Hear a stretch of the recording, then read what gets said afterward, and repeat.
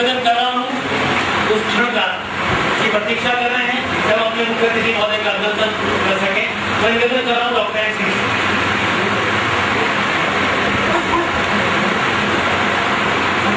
महामहिम बाबू परमानंद जी, सहारनपुर के इतिहास के रचनाकार डॉक्टर के शर्मा जी, सुमधुर गीतकार और मेरे गुरु डॉक्टर जितेंद्र नाथ शर्मा अरुण जी, भाई एन.आर. मधु जी तथा सभागार में उपस्थित प्रबुद्धजनों, मैं श्रद्धेय बाबू परमानंद जी का संक्षिप्त परिचय और उनके कार्यों पर थोड़ा बहुत अपनी गतिविधि के हिसाब से प्रकाश डालने का प्रयास कर रहा हूँ, जिससे संभव है आप भी कुछ लाभान्वित हों, तो मैं प्रस्तुत कर रहा हूँ। दृढ़ संकल्प को व्यक्ति अपने अथक परिश्रम और अटूट संघर्ष से साकार करके भाग्य रेखाओं को भी बदल सकता है। यही सच हमें बाबू परमानंद जी के जीवन में देखने को मिलता है, जो जम्मू जिले के सरोर गांव की एक दलित झोपड़ी में पैदा होकर राजनीति की ऊंचाई में उठते हुए हरियाणा के राज्यपाल को सुशोभित करते हुए राजभवन तक पहुंचे हैं। बड़े घर में पैदा होकर बड़ा व्यक्ति बनना कोई बड़ी बात नहीं, पर एक छोटे से घर में पैदा होकर बड़ा बनना सचमुच में एक बड़ी बात है। बाबू परमानंद जी के जीवन पर यह बात 100% खरी उतरती है। 10 अगस्त 1932 को जिस अछूत परिवार में उनका जन्म हुआ, वह गरीबी से इतना ग्रस्त था कि बाबू परमानंद को अपनी पढ़ाई का खर्च चलाने के लिए छोटेपन में ही मजदूरी करनी पड़ी। कॉलेज में दाखिला लेने के बाद भी गरीबी की मार उन पर निरंतर पड़ती रही। इस विषय में बाबू परमानंद जी बेहिचक कहते हैं, कॉलेज में सफेद कमीज और खाकी पैंट ड्रेस लगी थी और मेरे पास ड्रेस का कपड़ा खरीदने और उसे सिलवाने के लिए कहते ही नहीं। कुर्ता पायजामा ही मेरे पास था, इसलिए 10-20 लड़कों के समूह के बीच कुर्ता टोपी पैजामे में ही क्लास में पढ़ने चला जाता था। उनके सामने यह आर्थिक तंगी थी, पर कुछ शिक्षा अर्जित करने के उनके दृढ़ निश्चय को भी यह बिगाड़ नहीं सकता। उस शिक्षा की चाह को पूरा करने के लिए उन्होंने अलीगढ़ मुस्लिम यूनिवर्सिटी में दाखिला लिया। पढ़ाई में अधिक लगन थी। दिन की कक्षाओं में एम.ए. अर्थशास्त्र का कोर्स है, पर पुस्तकों एवं भोजन आवास के खर्च का बोझ हर समय चिंतित किए रहता था।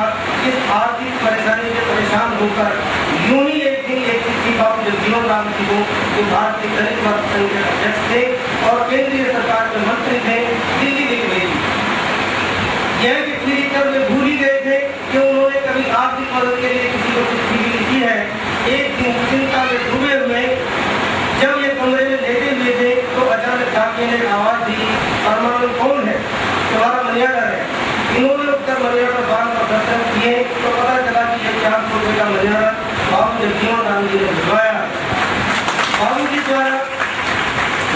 द्वारा भेजी गई इस आर्थिक मदद ने छात्र परमानंद के हौसले को बुलंद किए ही उनकी पढ़ाई में आ रही आर्थिक रुकावट को पूरी दरकिनार कर दिया। इसके लिए उन्होंने बाबू जगजीवन राम जी को धन्यवाद को लिखकर भेजा है।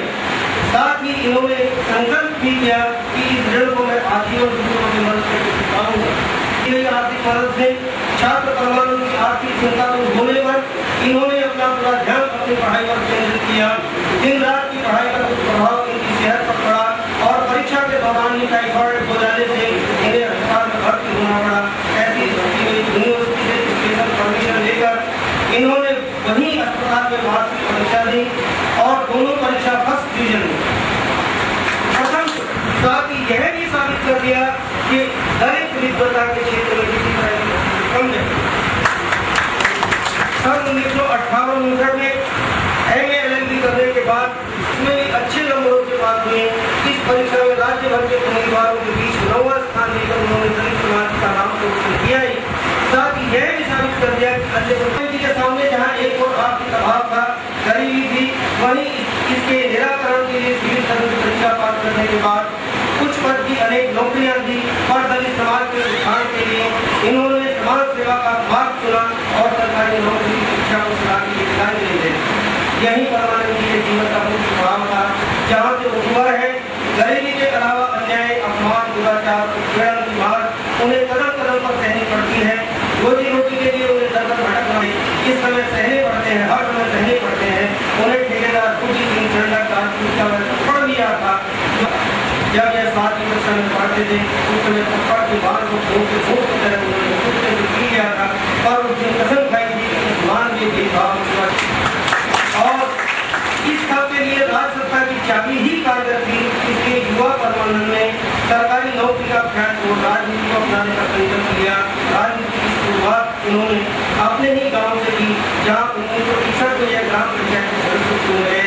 इसके बाद राजनीति में कूदने के लिए नेशनल कांफ्रेंस पार्टी की सदस्यता ने रामगढ़ सुरक्षित चुनाव क्षेत्र में विधानसभा चुनाव लड़ने के लिए पार्टी से टिकट की मांग की। इस बाबत पार्टी के अध्यक्ष बख्शी गुलाम मोहम्मद साहब ने युवा परमानंद को बुलाकर समझाया, तुम अभी नौजवान हो, बहुत लंबी उम्र है, बड़ी है, तुम्हारी राजनीति के लिए अभी चुनाव लड़कर क्या करोगे? तुम अच्छे पढ़े लिखे हो, आसमानदार होंगे, शिक्षित कहाँ मिलते हैं, कहाँ मिलते हैं? राजनीति तो विषय का काम है, कहो तो तुम्हें मजिस्ट्रेट को लगाने या फिर पुलिस में PSC, फिर आराम से पूरी मदद करना। युवा परमानंद ने कहा, मैं आपकी बातों की कदर करता हूँ और मेरे सामने मेरा दलित शोषित पिछड़ा समाज खड़ा है जिसकी मैं सेवा करना चाहता हूँ। इसलिए मेरे जीवन का लक्ष्य समाज सेवा है। अगर मुझे नौकरी करनी होगी तो इससे सिविल सर्विस परीक्षा में पास होने के बाद सरकारी सेवा में चला जाता। यह परीक्षा तो मैंने छो किया अपनी योग्यता जांचने के लिए दी थी। अब तो मैं MLA बनकर अपने लोगों की सेवा करूँ और दृढ़ निश्चय से प्रभावित हुए और दूसरे लोगों के लाभ विरोध करने के बावजूद पार्टी का टिकट इन्हें दे दिया। मार्च 1962 में 1900 वोटों से जीतकर ये विधायक बन गए। क्षेत्र की गरीब जनता ने इस जीत पर खुलकर खुशी जाहिर की। अभी खुशी का यह सिलसिला चल ही रहा था कि इसके 2 महीने बाद 6 मई 1962 को इन्होंने सुरेश कुमारी जी के साथ शादी करके लोगों को एक खुशी का मौका और दे दिया। इन्होंने अपने रामगढ़ क्षेत्र की समस्याओं पर सबसे पहले ध्यान देकर विकास कार्य किए। इन्होंने पानी की समस्या दूर करने के लिए लिफ्ट सिंचाई योजना बनवाई, बांध बनवाए, स्कूल खुलवाए, भूमिहीनों को रहने के लिए आवास और खेती के लिए जमीन अलॉट कराई। इलाके के लोगों से आपसी झगड़े समझाकर बुझाकर खुद निपटा देते थे। इससे ये पुलिस व वकीलों की लूट से बच जाते थे। इन कार्यक्रमों से युवा परमानंद की लोकप्रियता अपने लोगों में और अधिक बढ़ गई और वे परमानंद जी की क्या थी? जनता में पार्टी में दिनों दिन बढ़ती गई। अगली विधानसभा के चुनाव में पार्टी ने साभा विधानसभा क्षेत्र से इन्हें चुनाव में खड़ा किया।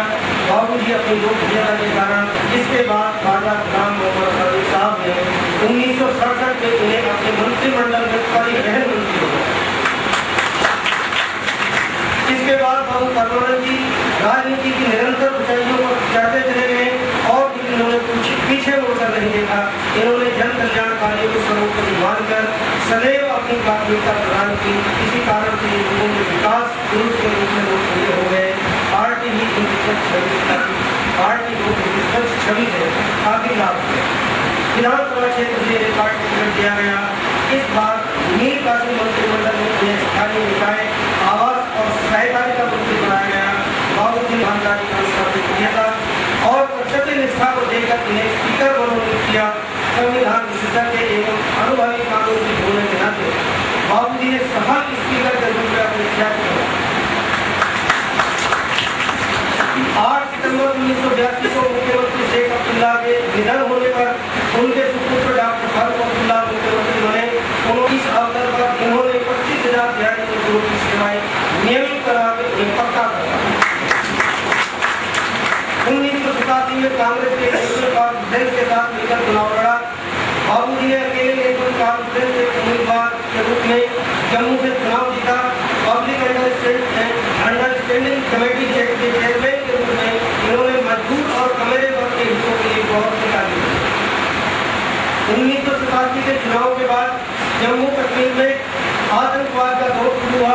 पाकिस्तान से युवकों को तोड़-फोड़ एवं हत्या कराने की ट्रेनिंग दिलाकर मुस्लिम यूनाइटेड फ्रंट ने राज्य में बगावत का झंडा उठाया और तोड़-फोड़ शुरू की।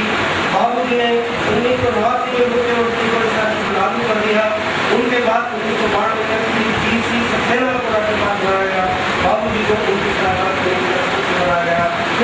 के भी उपचुनाव को नया राज्यपाल बनाया गया। आतंकवाद के खात्मे और लोकतंत्र की बहाली के लिए बाबू जी ने उनको पूरा समर्थन दिया, इसमें वो सफल भी हुए। 1996 में लोकसभा और विधानसभा के चुनाव की घोषणा हुई। बाबू जी ने नेशनल कॉन्फ्रेंस पार्टी के गठन में लोकतंत्र बहाली के लिए देश में चुनाव में भाग लेने पर जोर दिया, जिसे डॉक्टर फारूक अब्दुल्ला ने नहीं माना। यह राज्य को स्वायत्तता देने की मांग करने लगे, जो कि अलगाववादी पाकिस्तान समर्थकों का नारा था। बाबू जी ने चुनाव देश में लड़ा, भले ही वे इसमें हार गए। बाबू जी ने जनसेवा इसलिए राजनीति को ध्यान में रखते हुए बाबू जी ने 1996 में भारतीय जनता पार्टी ज्वाइन कर ली, यहाँ से लाभान्वित किया। भाजपा के सभी नेता बाबू जी की देशभक्ति एवं कर्तव्य परायण करने का प्रभावित थे, इसीलिए 14 जून 2000 को उन्हें हरियाणा का राज्यपाल बनाया गया। 19 जून 2002 को हरियाणा के 12वें राज्यपाल की शपथ लेकर बाबू जी राजभवन में बैठने की बजाय जनता के बीच जाकर उनकी दुख तकलीफ सुनकर उनका निराकरण करना अच्छा है। जिलों में दौरे किए, गरीब दलित शोषित उपेक्षित सर्वहारा लोगों को अपने पास बुलाकर शिकायतें सुनी और मौके पर ही उनका निपटारा किया। अधिकारियों की जिलों में मीटिंग करके विकास कार्यों का ब्यौरा लिया, लोगों को अधिक से अधिक लाभ पहुंचे इसके लिए उन्हें निर्देशित किया। इन सभी को बाबू जी का कहना है कि रोजगार को रोजगार मिले, बेघर को घर मिले, शिक्षा को शिक्षा मिले और भूमि को भूमि, ये समय पर निश्चित कार्यक्रम हो, तभी कोई भी राज्य आदर्श राज्य कहा जाता है। हरियाणा में बाबू जी को लोग बड़ी श्रद्धा से देखते हैं। उनकी स्मृति में यह पहला गवर्नर है जो राजभवन में बैठकर सीधा जनता के बीच बैठना और जिसने राजभवन को भी जनता का दरबार बना दिया है, जहाँ कोई भी फरियादी को फरियाद जो अपने परिवार का निवारण उसकी दुख तकलीफों का निवारण कर सरकार की ओर से यथोचित मदद करते हैं। उन्होंने विद्यार्थी कांग्रेस जो आर्थिक संकट देखा है, गरीबी भुखमरी की बात सही है, उससे अब कोई बच्चा परेशान न हो, इसलिए ऐसे सभी बच्चों को बाबू जी आदि देकर भरपूर मदद करते हैं। मेरे गाँव कपड़े आदि से मदद करते हैं। किसी की आंखों में दुख के आंसू न हो, आंसू हो तो खुशी को हो, देख बाबू जी का उनके आदर्श है, लोग काज है, वो उनका जीवन है, वह लोग लालच से दूर है।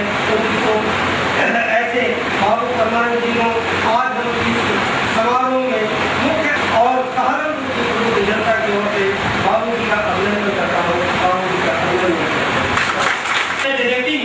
वो कहानियां ऐसी कहानियां होगी उन्हें निश्चित तौर पे जैसी एक कहानी होगी हमने सुनी। ये कहानी केवल आसमान छूने की कहानी नहीं, ये आसमान को जीतने की कहानी।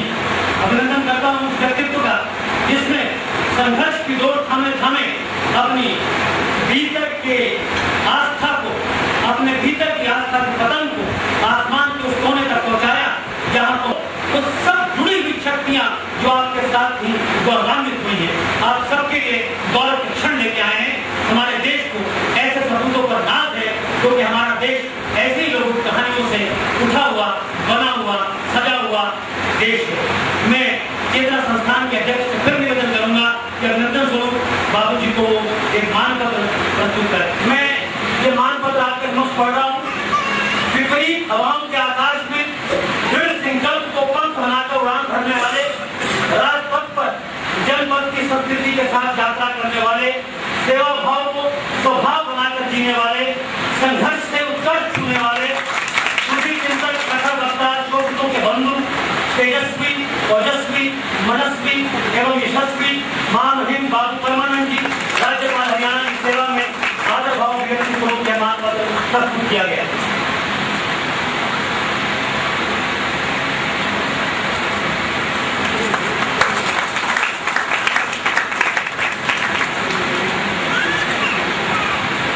चेतना संस्थान के लिए गौर का सम्मान कर सके। उन छोटी छोटी घटनाओं को दोहराने की जरूरत है। अति संक्षिप्त परिचय के निवेदन कर रहा हूँ।